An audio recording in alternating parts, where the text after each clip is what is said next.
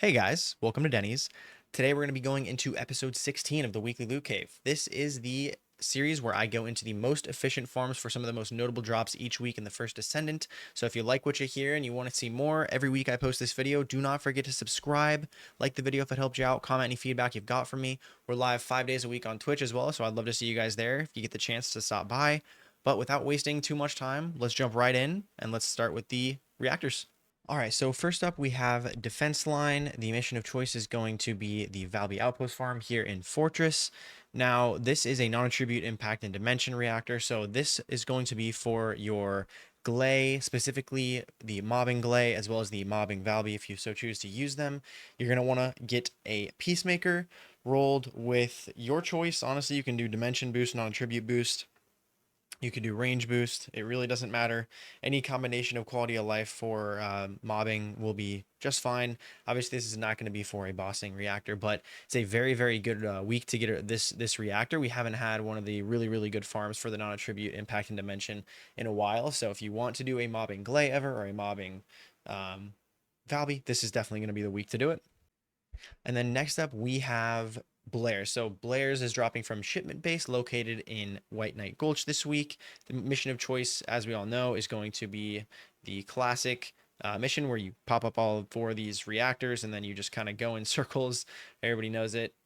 It's the Fortress Outskirts. So this is definitely a solid week for Blair if you're looking to play him, if you're looking for hopefully further changes with Blair. I know that he's pretty solid, but maybe in the future we hope to see some changes. But roles I would go for anything to do with cooldown to get his cooldowns even down even more, and then maybe some dimension boost or crit damage, depending on what you want to do with him. Obviously, bossing, Colossus crit damage, and then mobbing is going to be more like a cooldown crit damage, maybe. Look, but yeah, solid week for Blair, and very excited to get into Blair myself, so probably going to be running this a little bit this week. And then hopping over to Viessa, available from the Mirage Stone in Agna Desert. Mission of choice is going to be the Valby Outpost farm. For this, it's a solid farm. Obviously, it's a really easy farm with the Valby Outpost farm. It is chill general tech, so you're looking for basically boosting your damage on Viessa's ultimate ability. Obviously, it's not a clairvoyance, so you're going to want to go for something like Enduring Legacy or something that does a lot of boss damage if you're looking to boss, or you could go with something like Thunder Cage if you're looking to mob more and use her Blizzard as kind of like a way to farm some fragments with some of the chill fragment farms in the game. But other than that, it's a very solid week for this. Obviously, Mirage Stone being a Valby Outpost farm, they're the best providers of these, so wanted to make sure to include this one for any Viessa fans out there. And then hopping over to some of my more recent favorites, we've got the Abandoned Zone located in Echo Swamp, dropping the non-attribute General and Tech Reactor this week. This is going to be for any Kyle, Ajax, or Luna players, mainly Kyle and Ajax, obviously for me. We're looking at Abandoned Zone, obviously one of the best missions in the game. So for the roles, really depends on what you're doing. Obviously, Enduring Legacy for bossing with a Colossus damage for Kyle with Tech Boost.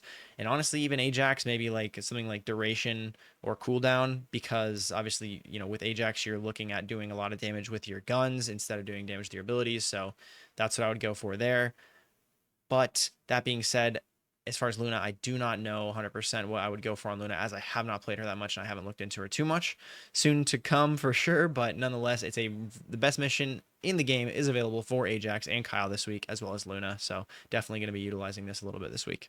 And then next up, I did want to mention this one for Freyna, Toxic, General, and Tech, available from the Ironworks and Sterile Lands. And the reason I would like to mention this one, obviously we're going to do the extermination mission here, located here in Ironworks.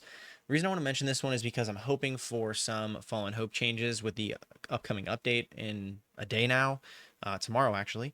So we'll see. Honestly, I still want to get something like a Thunder Cage or an Enduring Legacy with Freyna. So if Fallen Hope doesn't get changed, I'm not too mad about it. However, I would hope that it does, because it's pretty much useless right now.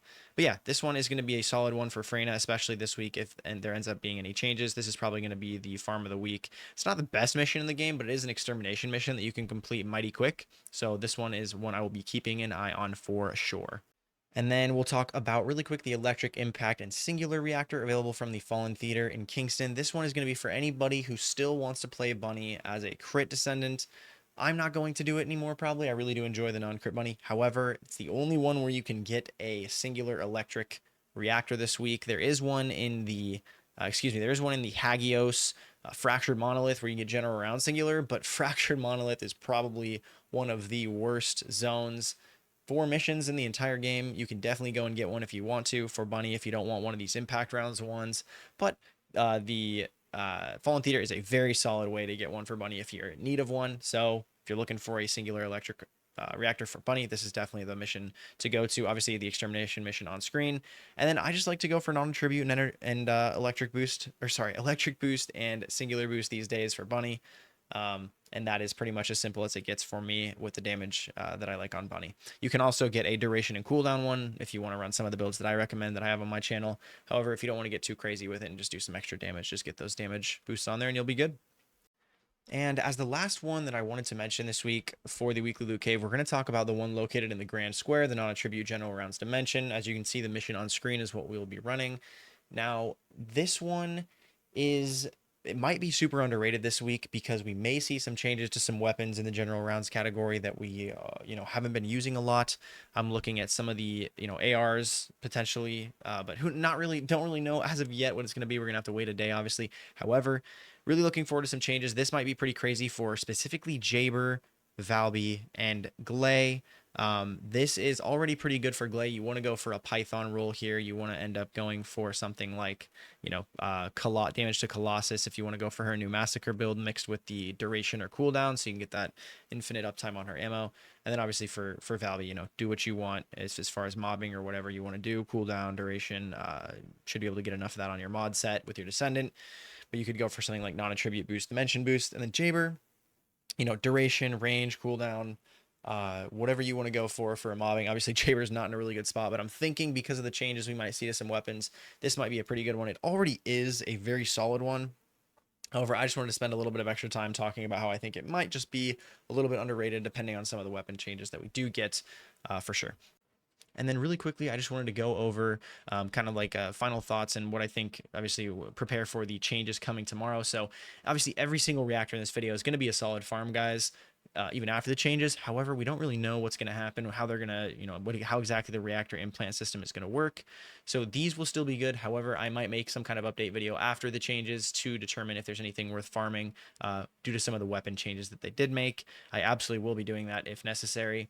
And then I would like to once again emphasize the fact that I am not including every Descendant anymore, just because obviously there's going to be usually 90% of the time all the Descendants are going to be covered in a week of drops. However, I don't feel that it's necessary to include a Descendant if their farm is extremely inefficient, and I think that it's a waste of my time as well as a waste of your guys' time, mainly a waste of your guys' time, and I don't think that it's something and that's the reason why it's a waste of my time, to not go on a tangent for too long. But yeah, that's the reason why I'm not including them anymore. So nothing crazy for Lepic or any Fire Descendants other than Blair this week, and et cetera, et cetera. I just want to emphasize that one last time, but yeah, that's it.